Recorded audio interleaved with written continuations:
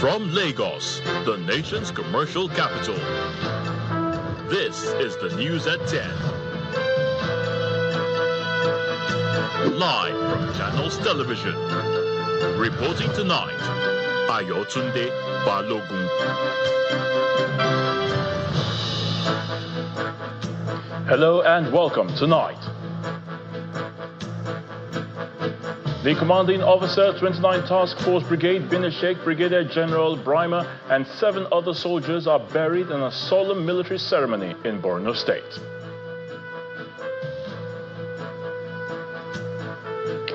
Federal government constitutes high-level investigative committee to probe Zura community mining accident in Wase local government of Plateau State, which resulted in the death of 37 miners. Federal government warns that 226 local government areas across 36 states and the FCT fall within high flood risk zones identified in the 2026 forecast. And US and Iran prepare for next round of peace talks as Pakistani mediators arrive in Tehran. On business news, Nigeria's inflation reverses downward trend, rises to 15.38% in March, as high cost of petrol adds pressure on transportation and food prices. On sports news tonight, Arsenal advanced to the semi-finals of the UEFA Champions League after a 1-0 aggregate victory over Sporting Lisbon. Bayern Munich also advanced to the next round.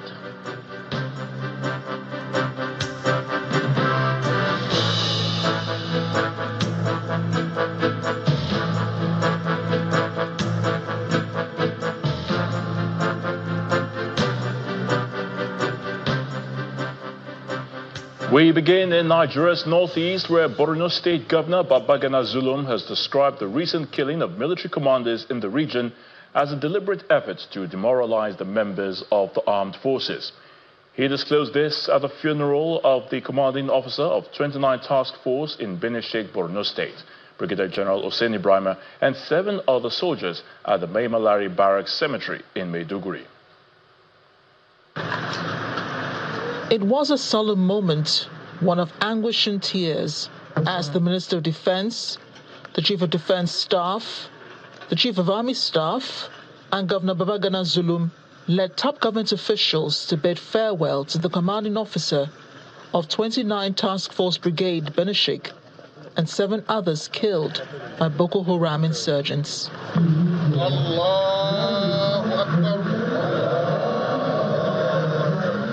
The deaths are considered a great loss to the armed forces, Nigerians, and their families.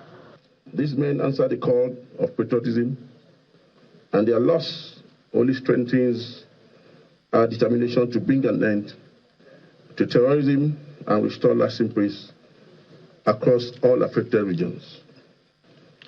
It is therefore a collective responsibility to continue the mission so nobly upheld, and it's encouraging to note the progress made so far. The Nigerian Army has lost a commander. Nigeria has lost a patriot. And what of the other gallant soldiers who rest here today? They were a backbone of our operation. They were the young men who left their parents' homes, their pregnant wives, their infant children, and their dreams of a peaceful retirement. They endured the harsh terrain of the Northeast. To the families gathered here, the widows, the children, the aged parents, I say this directly. Your grief is our grief. Your loss is a nation's loss.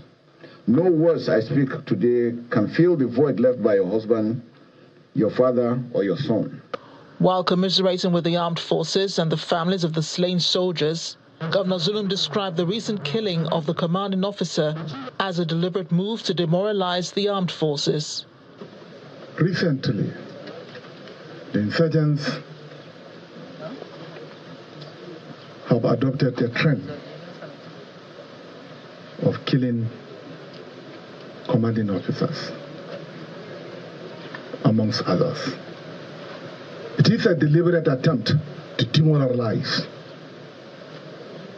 the officers, other officers and men in the field. And we shall do everything to reverse the trend. The remains of the fallen heroes are laid to rest in military fashion.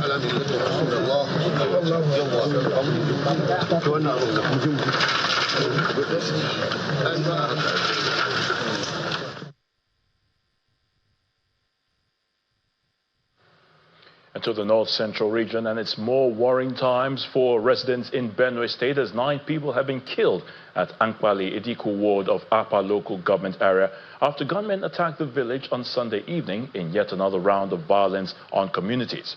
A community leader, Mr. Bernard Eckhart, told our correspondent that the bandits moved in, raining bullets on the community and shooting anyone on sight.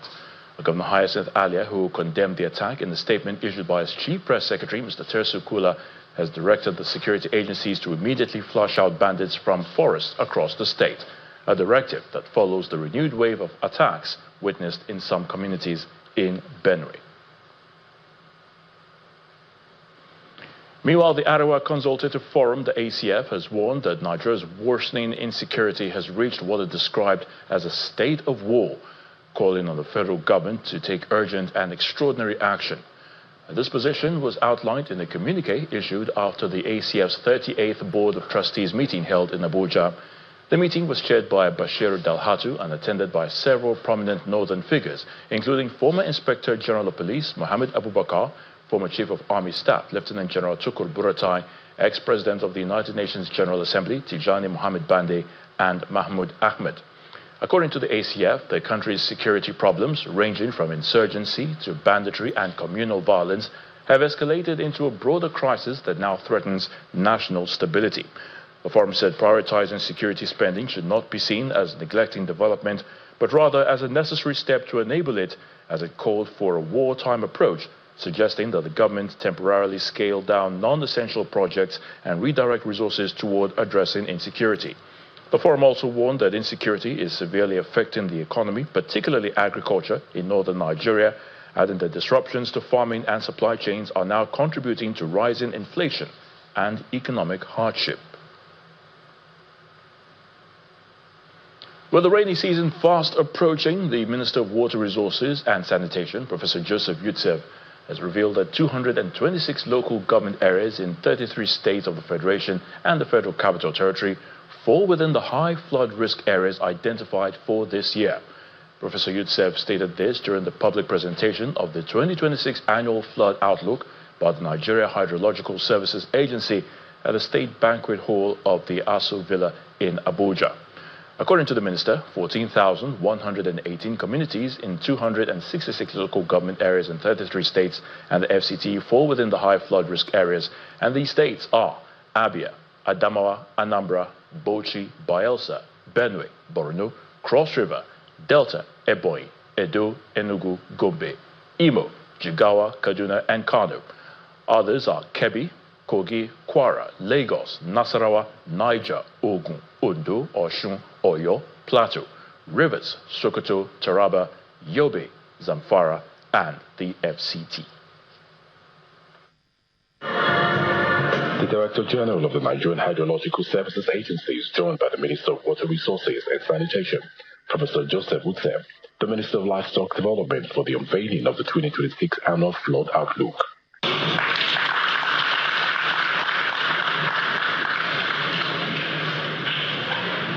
According to the Outlook, 14,118 communities in 266 local government areas across 33 states and the Federal Capital Territory fall within the high flood risk category, while 923 communities across 77 local government areas in 24 states are expected to record minimal flood. Meanwhile, 405 local government areas within 35 states fall within moderate flood risk area, with 18 states being the only exemption. The annual flood outlook is therefore not just a scientific report. It is a call to action by all of us. As the outlook provides evidence-based predictions that enable the government, stakeholders, agencies, state authorities, local governments, and communities to prepare ahead of flood season, we must be early in taking this information to save lives, protect infrastructure, and reduce economic losses. The Minister of Environment, Mr. Balarabe Lawal, is representing President Bola Tinubu at the event, and he calls for activation of the emergency response systems to promote sustainable development across the country. It's important for us, and this is the only way we can prevent flood from happening in Nigeria. And like I said, we are now seeing flood in places that we shouldn't see it. Like I said, in Sokoto, for example, in Maiduguri, this is because of human action. The Nigeria Hydrological Services Agency put together the outlook, focusing on community-based flood forecasting, which means forecasts are tailored to specific communities for quick intervention. Our precision from last year's flood to this year's flood is 80, if I'm not mistaken, 88%, which is far above WMO standard. Right. So. The event with the theme Smart Water Resources Management, moving from oil to a water-based economy, had in attendance stakeholders from the state who are expected to take action to reduce the impact of the flood. The federal government has inaugurated a high-level investigative panel to uncover the circumstances surrounding the tragic mining disaster in Zura community of Wase local government of Plateau State, which claimed the lives of 37 miners. The 18-member committee will be led by the Permanent Secretary of the Ministry of Mines and Steel Development, Farouk Yusuf Yabo, alongside the Plateau State Commissioner for Environment, who will serve as the co-chair. And the team has been tasked with conducting a thorough probe into the causes of the accident, safety compliance, and regulatory failures. This committee is constituted 58 days after a mine gas poison incident that left 37 miners dead and over 20 persons injured in Zura community of Wase local government of Plateau State. At the time of the accident, the federal government, through the Ministry of Solid Minerals Development, suspended the company involved in the mining activity. Investigation committee. The Permanent Secretary of the Federal Ministry of Solid Minerals Development, Mr. Farouk Yabo, who chairs the committee, describes the incident as a wake-up call on the safety and security of mine fields. Preliminary information available to this ministry suggests that this tragedy may be attributed to a combination of factors, which include poor health and safety compliance at the mine sites, weak enforcement by the relevant mining regulatory authorities, and apparent carelessness on the part of the operator and the youth of the community that operated the ceded portion of the lease belonging to the mines operator. Terms and references given to the committee include a detailed technical description of the incident, particularly gaseous emissions, ecological conditions, ventilation status, and prior similar occurrences. After the inauguration, the chairman of Wase local government, Mr. Hamisu Muhammad, who is a member of the committee, is delighted with the efforts to probe the incident, promising that the committee will work within the time frame to provide lasting solution to mining accidents in Plateau State. The time frame is very enough to deliver because the credibility of the persons involved in this committee shows that people are well experienced and they are well determined, that people has the technical know-how to solve this problem within the shortest time that is provided as the time of reference, on the terms of reference and also on the time given to do the job. Members of the committee are drawn from the federal government, Plateau State government, traditional institutions, and other stakeholders in the environmental sector. The committee has been given 3 weeks to turn up their findings and recommendations to the federal government. Now, residents in Oyo need to be on the alert as the state government has confirmed a Lassa fever case at the University College Hospital, UCH, in Ibadan. A statement by the State's Commissioner for Health, Dr. Oluwa Serimi Ajetumobi, disclosed that following the confirmation, the state government, through the Ministry of Health, immediately activated its emergency response mechanisms, adding that the incident management system for Lassa fever is to coordinate all response activities. The case is set to involve a 44-year-old female who was managed at the UCH and unfortunately passed away, or died rather, on April the 11th, while the laboratory confirmation of Lassa fever was received on April the 13th this year. The commissioner also explained that key steps have been taken to identify and monitor all contacts of the dead, ensuring that a safe and dignified burial is conducted. In part two, after the break, airline operators of Nigeria warns airlines may suspend nationwide operations from April the 20th, 2026 over what it describes as astronomical and unsustainable surge in jet A1 fuel prices. Please stay with us.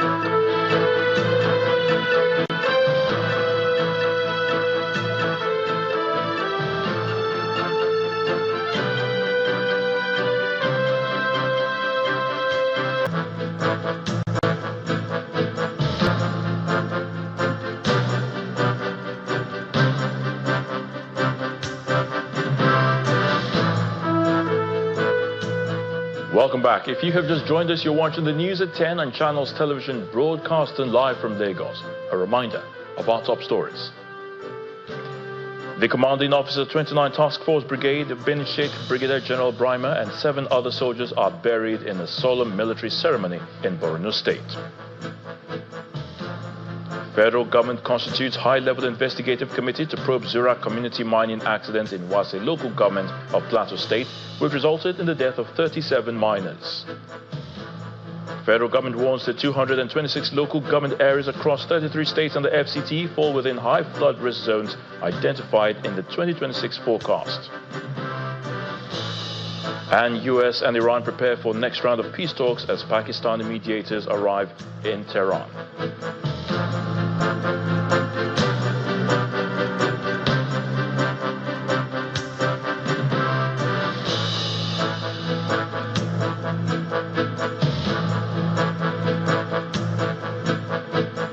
The Coordinating Minister of Health and Social Welfare, Professor Mohammed Pate, says nurses remain the lifeblood of Nigeria's health system and must play a central role in driving improved health outcomes. The minister stated this at the Biennial Nursing Leaders Conference in Abuja.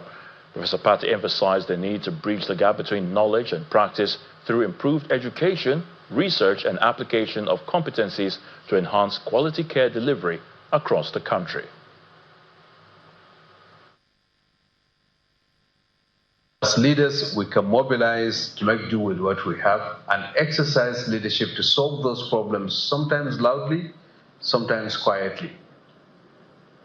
So when I saw that it is the leaders engaging, I realized that this is one meeting that I cannot fail to attend. I want to encourage you to continue this genuine dialogue among a key professional group in the health sector to build the capabilities, the competences, the skills for the exercise of leadership, whether it's the personal leadership of authenticity, whether it's in how we relate to each other, how we collaborate with each other, how we resolve difficulties, or contextual leadership where we bring context, because everybody matters. There's no single individual that can do everything. Everyone matters. The Airline Operators of Nigeria, the AON, has warned that airlines across the country may suspend operations from April the 20th this year over what it describes as an astronomical and unsustainable rise in the price of jet A1 fuel. In a letter dated April the 14th this year and addressed to the Executive Secretary of the Major Energies Marketers Association of Nigeria, Mr. Clement Isong, the AON said the cost of aviation fuel has surged from 900 naira per litre as of February the 28th to 3,300 naira per litre, an increase of over 300% within weeks. According to the body, the spike is artificial and far exceeds global trends, noting that international crude oil prices have risen by only about 30% within the same period. The operators say airlines have continued to absorb the rising costs for over 4 weeks out of patriotism and in the spirit of service to the nation. But they warn that the burden is no longer manageable. The group warned that the actions of fuel marketers are decimating the aviation industry and pose broader risks to Nigeria's economy, safety, and national security. The Department of State Services, the DSS, has rearranged former Attorney General of the Federation, Abubakar Malami, and his son Abdulaziz before Justice Joyce Abdul Malik of the Federal High Court, Abuja, on an amended charge bordering on alleged terrorism and unlawful possession of firearms and ammunition. At the day's hearing, counsel to the DSS, Akinlolu Kehinde, told the court that an amended charge has been filed to replace an earlier one on which they had been arraigned. Mr. Kehinde applied to withdraw the earlier charge and requested the amended one be read to the defendants for the pleas to be taken afresh. A counsel to the defendants, Shuaibu Arua, confirmed that his clients were served with the amended charge and agreed that a fresh charge be read to the defendants. And Justice Joyce Abdul Malik then adjourned till May the 26th and June the 15th for the trial. Stop politics now with the African Democratic Congress. The ADC has concluded its 8th national convention in Abuja, the nation's capital, marking a significant shift in the party's leadership as it prepares for the 2027 general elections. The convention ratified former President of the Senate, David Mark, as the national chairman and former Governor of Osun State, Mr. Rauf Aregbesola, as the national secretary of the party. 25 years ago. Ladies and gentlemen, despite weeks of intense venue disputes and internal legal battles, the African Democratic Congress has ratified a new National Working Committee led by former Senate President David Mark. The emergence of the new leadership is grounded in a series of strategic, legal, and procedural steps involving the voting for and ratification of amendments of the party's constitution.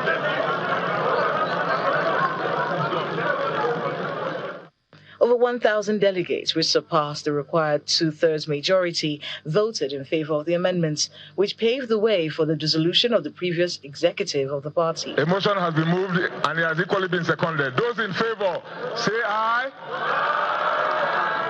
This move effectively transitioned the David Mark-led National Working Committee from their interim roles to substantive 4-year terms as national executives of the ADC. ADC is unique. You are simply wonderful people. Simply wonderful. There is no words to adequately describe you, but you've done wonderfully well, and our journey to the villa has started.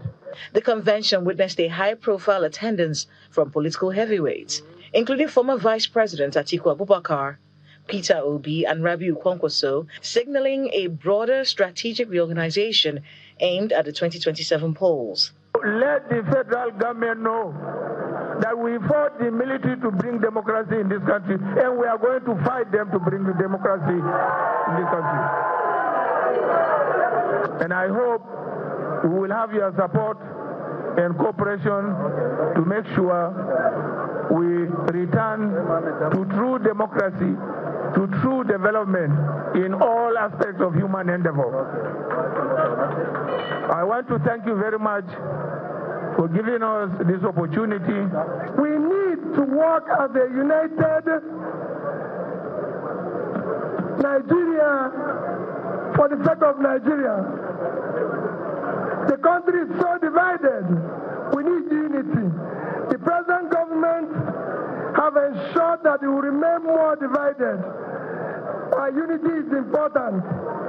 Your country is collapsing. And if you allow it to go further, it will be worse. ADC must come together, decide on a viable candidate. It must be a viable candidate. We did it in APC. When we joined APC, we looked for a viable candidate and we stopped them. No ethnicity, no religion.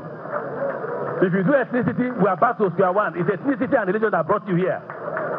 It's those religion. Today we are here. If you go to the market, no Muslim market, no Christian market. The market is Naira.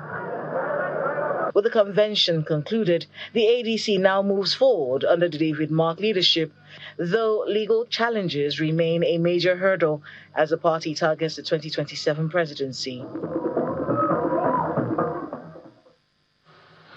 FCT Minister Mr. Nyesom Wike has issued a deadline of June 2026 for contractors to deliver projects earmarked to celebrate the 3rd year anniversary of President Bola Tinubu. Speaking after an inspection tour of some ongoing road projects in Tunga, Madaki and others, Mr. Wike particularly expressed dissatisfaction with the work progress and insisted his administration's determination to meeting up delivery timelines. The minister also used the opportunity to assure residents who are experiencing water scarcity in parts of the Abuja Municipal Area Council that his administration is currently working to resolve the issue.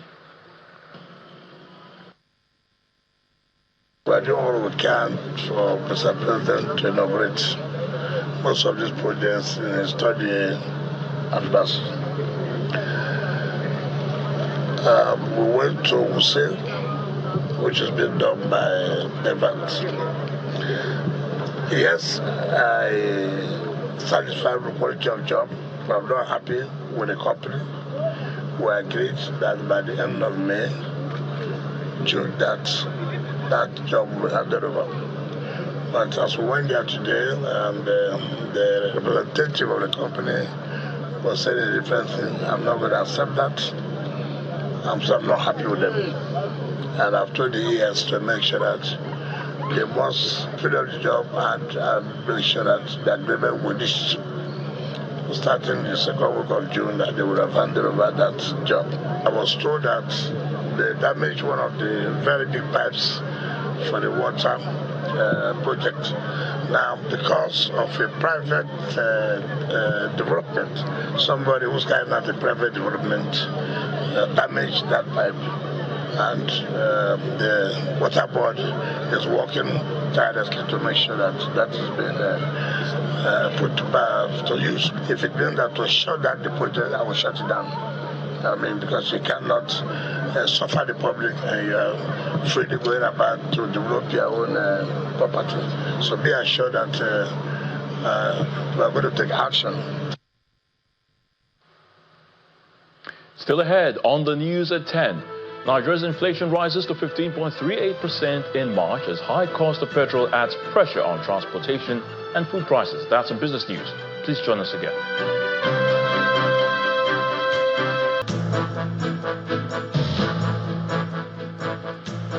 Welcome back.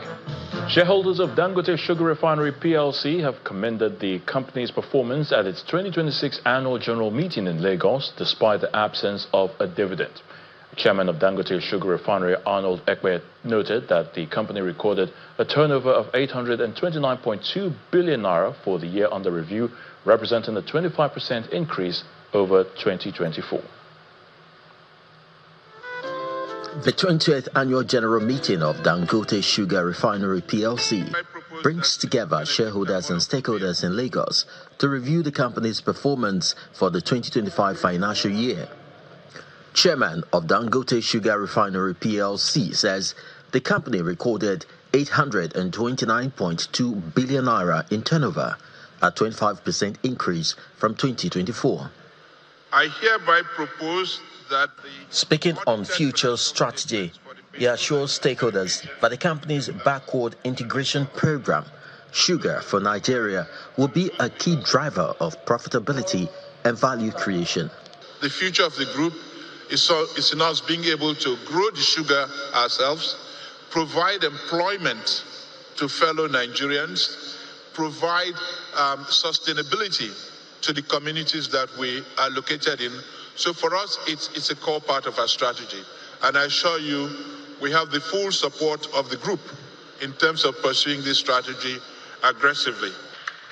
The AGM also includes the approval of directors' appointments and re-elections, alongside with members of the Audit Committee, reinforcing corporate governance in the organization. I hereby propose that Mr. Benedict Amoloku be re-elected as a director of the company. However, no dividend is declared at the AGM as management cites prevailing foreign exchange pressures and rising inflation as key factors affecting distributable earnings. Over the last few years, the company has suffered a lot of losses, not necessarily due to its operations, but due to the foreign exchange, which is not within our control. Okay, we've gotten the share approval of the shareholders for a rights issue. That rights issue will help us strengthen the balance sheet, help us grow, and we expect it will make us profitable going forward.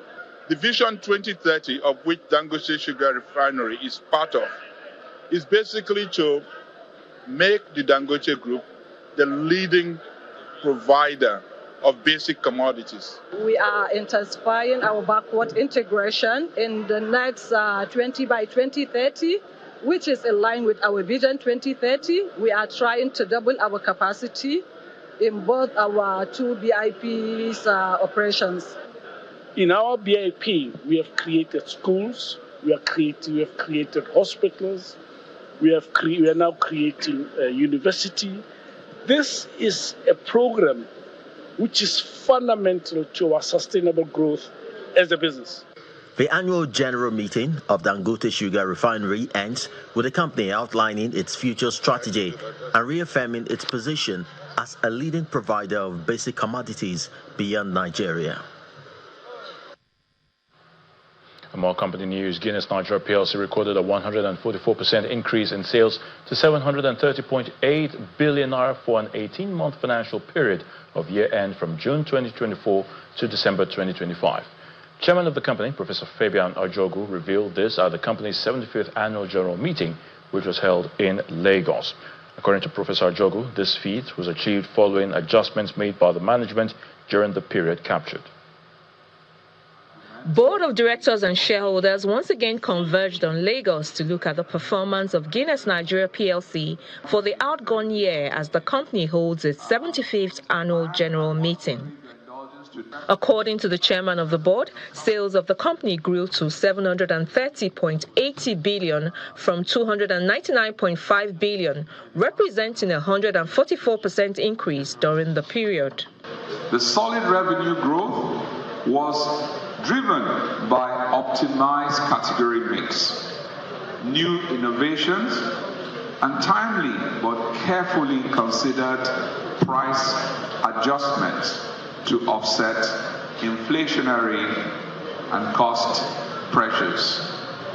According to the company, profit from operating activities increased to 89.27 billion after recording an income tax expense of 27.23 billion recorded in 2024.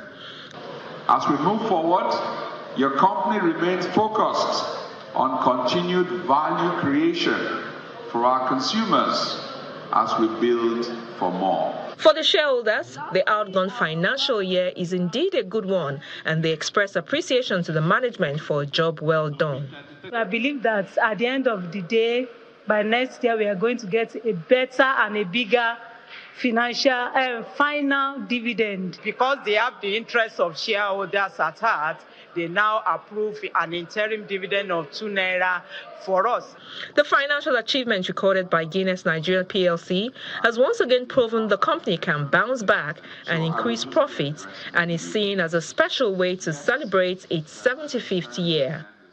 The team has, I think, done a fantastic job of focusing a lot on execution, and I think that's one area where probably we've put in a lot of effort, and that's, I think, one of the big things that is working for us. I'm very excited to state that Guinness Nigeria remained resilient during this time.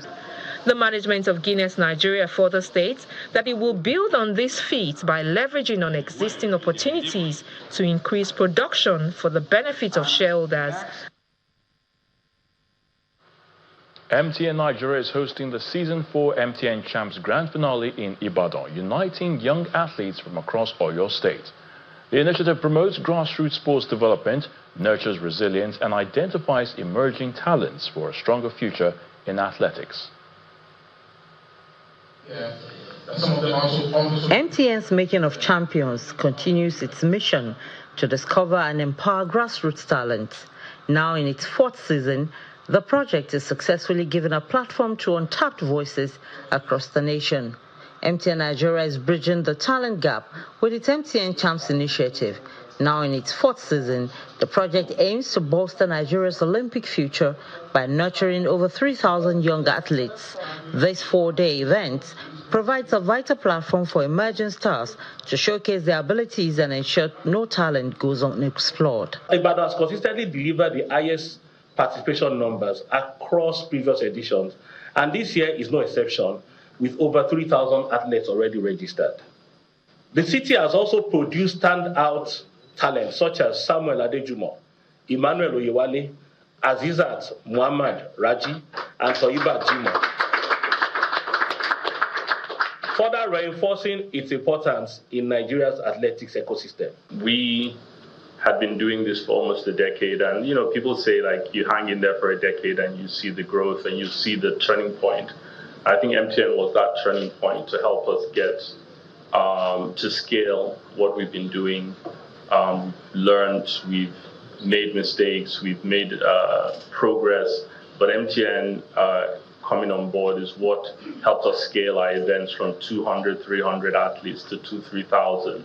The event is underway at Lagos Salami Stadium and other venues across your state.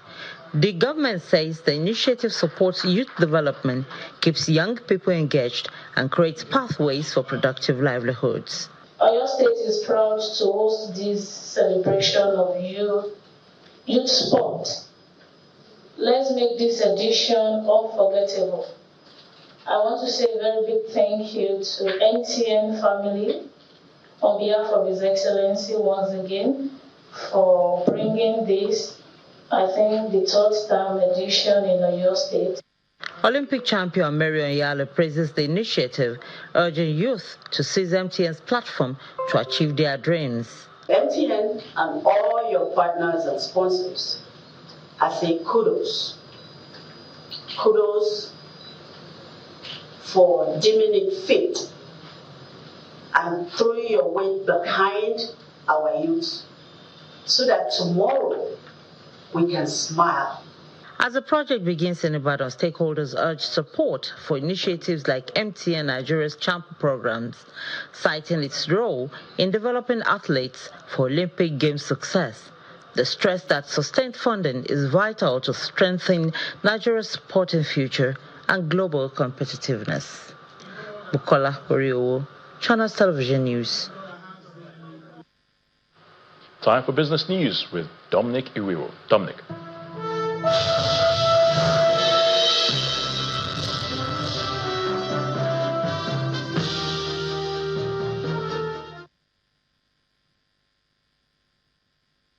Thank you, Ayo. And on business news, Nigeria's headline inflation rate reversed its 12-month downward trend in March as the impact of high petrol prices pushed the broad index to 15.38%, up from 15.06% recorded in February.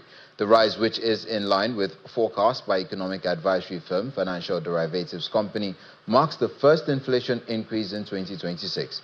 Key highlights of the report released by the National Bureau of Statistics shows the food inflation index jumped to 14.31% from 12.12%, while core inflation climbed significantly to 16.21% due to increase in the price of food items as well as cost of transportation. However, the NBS data shows that urban inflation fell from 15.53% to 14.64%, while rural inflation soared from 13.93% to 17.22% last month.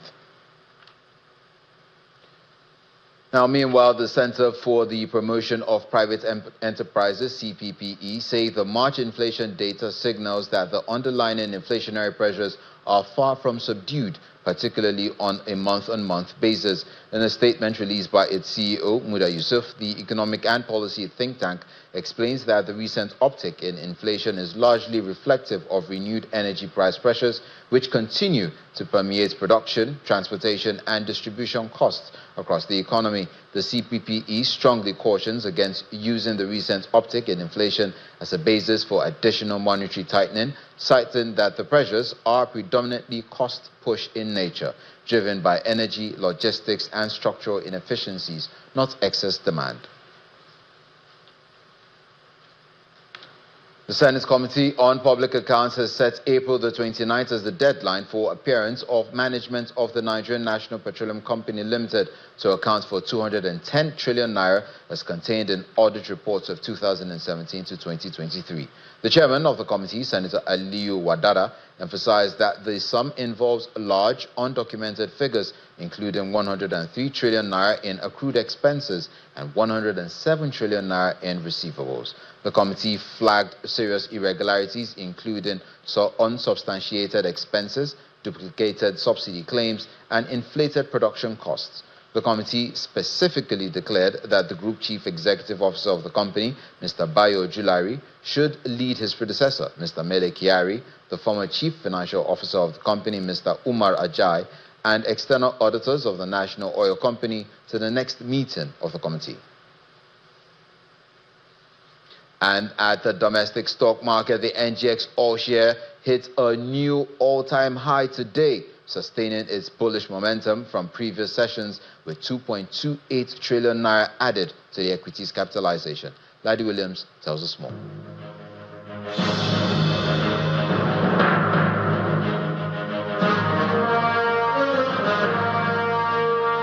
Hello and welcome to the Stock Market Reports, and it's a bigger move up today on inflation reporting day for Nigeria. The All-Share Index hitting a new level, 209,000, 1.69% higher, and that comes with higher volume and value of trades, up about 24 and 30% today.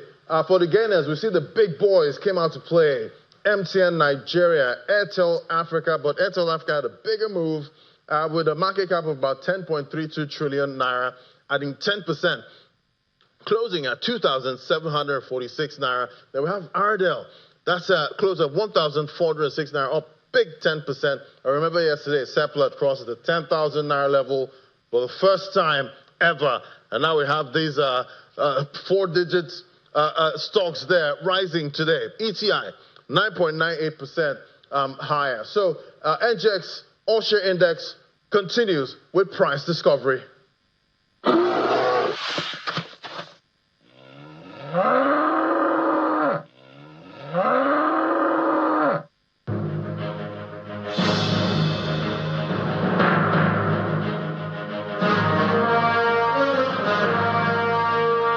Thank you, Ladia. Now it's a mixed close for major global stock markets as tension over the Middle East conflict appears to be lowering. Here are some of the figures for Wednesday.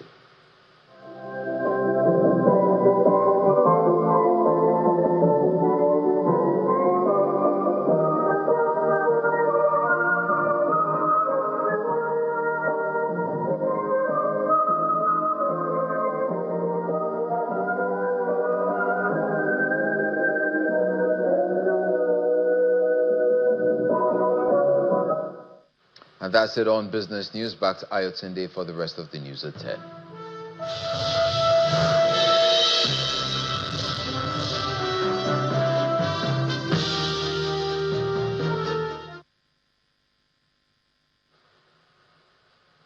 Many thanks, Dominic. The Iranian military has threatened shipping in the Gulf, the Red Sea and the Gulf of Oman if the U.S. naval blockade continues. The U.S. is said to be having discussions about the second round of ceasefire negotiations with Iran. It comes as a delegation from Pakistan, which has been acting as a mediator, arrived in Tehran. Here's Simon Hughes with more international news and around the world in 5 from our London studio. Good evening and welcome to the Channel Studios here in London with your international news around the world in 5.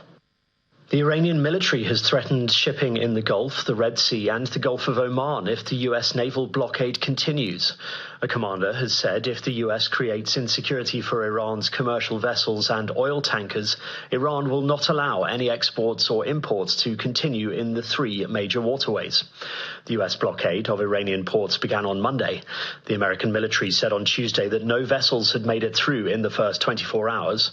Tracking data shows at least 1 ship forced to turn round. Fighting between Israeli forces and the Iran-backed Lebanese group Hezbollah has continued after Israel and Lebanon held direct talks in Washington aimed at easing the conflict. On Wednesday, Israeli strikes hit 2 vehicles on the coastal highway south of Beirut, outside Hezbollah's traditional strongholds. Videos from one scene showed a burnt-out van with first responders working to extinguish the flames and recover human remains. There was no immediate comment from the Israeli military. In northern Israel, a man was wounded in the town of Tamra after Hezbollah launched around 30 rockets across the border, according to medics and the military. Meanwhile, the UK Prime Minister Sir Keir Starmer has said he is not going to yield to pressure from the US President to join the conflict in Iran. It comes after Donald Trump said that when the US asked the UK for help, they were not there. He also suggested the tariff agreement with the UK can always be changed. Sir Keir Starmer told the Commons, "I'm not going to change my mind." But the foremost responsibility to our armed forces are the decisions we take on military actions. My principles are clear. That's a sharp contrast to the leader of the opposition, who wanted to jump into the war with both feet without thinking through the consequences. At least 3 students and 1 teacher have been killed and several others injured following a shooting at a school in southern Turkey. The incident happened at Isa Kalik Secondary School. The attacker was also killed during the incident. It comes a day after 16 people were injured after an ex-student opened fire at another school, also in the south of the country, before killing himself. At least 20 people were injured in today's attack, with some in a critical condition. The man who ended Viktor Orban's 16 years in office, Peter Magyar, has pushed for as early a transfer of power as possible during talks with Hungary's president, 3 days after his party's landslide election victory. Magyar met Tamás Szőlők at the presidential palace. Telling reporters afterwards he wanted the first meeting of the new National Assembly to be held on the 4th of May, the day that official election results are expected. Szőlők, writing on social media, said he told Magyar he would convene Parliament at the earliest possible date after the final result is announced. American live streamer Johnny Somali, who caused outrage in South Korea by kissing a statue representing World War II sex slaves, has been sentenced to 6 months in jail. Seoul authorities charged him for public nuisance in November 2024 after he posted a clip of himself kissing the statue while visiting South Korea. He has been banned from leaving the country since then. The 25-year-old, whose real name is Ismail Ramzi Khalid, is known for his provocative content, which has led to him being banned from several streaming platforms. US rapper Kanye West has announced the postponement of a forthcoming concert in Marseille in France until further notice. The announcement comes a week after this summer's Wireless Festival in London, which West had been scheduled to headline, was cancelled following the UK government's decision to block him from entering the country. French media reported that their interior minister was looking to ban the 11th of June gig. For the past several years, West has caused outrage for a string of anti-Semitic, racist and pro-Nazi comments. And CCTV footage has shown the moment a high school principal tackled an active shooter in Oklahoma. The suspected gunman, Victor Hawkins, walked into Pauls Valley High School and fired shots during the incident on the 7th of April. Principal Kirk Moore is then seen charging towards the former student and tackling him before another staff member arrives and removes the gun from his hand. Principal Moore was shot in the leg during the incident, but has since been released from hospital. And that's your international news around the world in 5. Now back to the Channel studios in Lagos.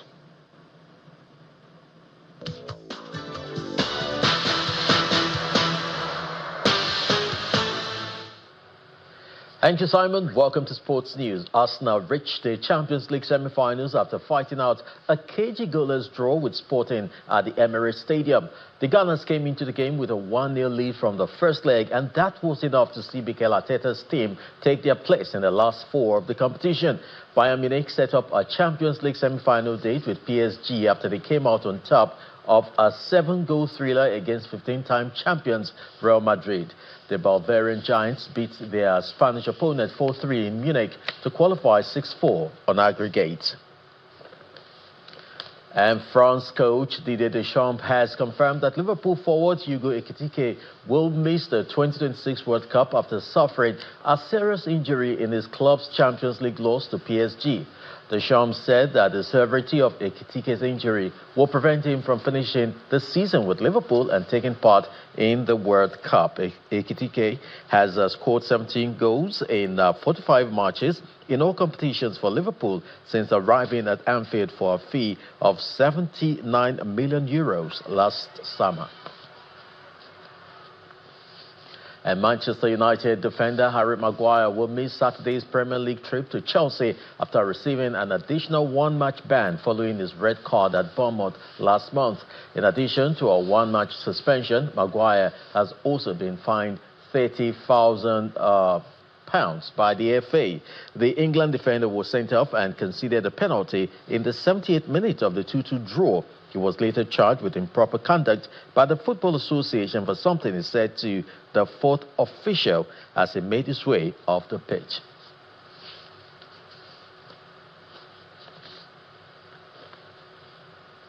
Fat Sports is back to you, Ayo.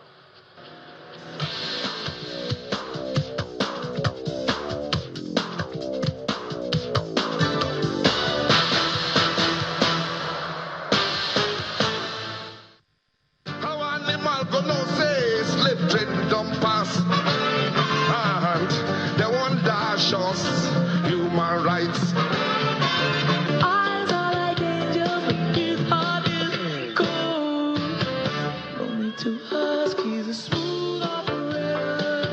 And finally tonight, Nigeria's vibrant musical legacy has earned fresh global recognition as two iconic figures, Fela Anikulapo Kuti and Shadi Adu, are inducted into the Rock and Roll Hall of Fame. Fela Anikulapo Kuti, the revolutionary creator of Afrobeat, is honored posthumously under the Early Influence category. The distinction celebrates pioneers whose sound and vision reshaped the foundations of modern music. His induction marks him as the first Nigerian-born artist to receive this prestigious recognition. Joining the 2026 class is internationally acclaimed singer Shadi Adu, celebrated for her smooth blend of soul, jazz and R&B. Her induction in the performer category reflects decades of global impact and the timeless appeal of her music. Together, their recognition underscores a powerful cultural milestone, highlighting the enduring influence of Nigerian music and its growing dominance on the global stage, from Afrobeat's revolutionary roots to its continued worldwide evolution.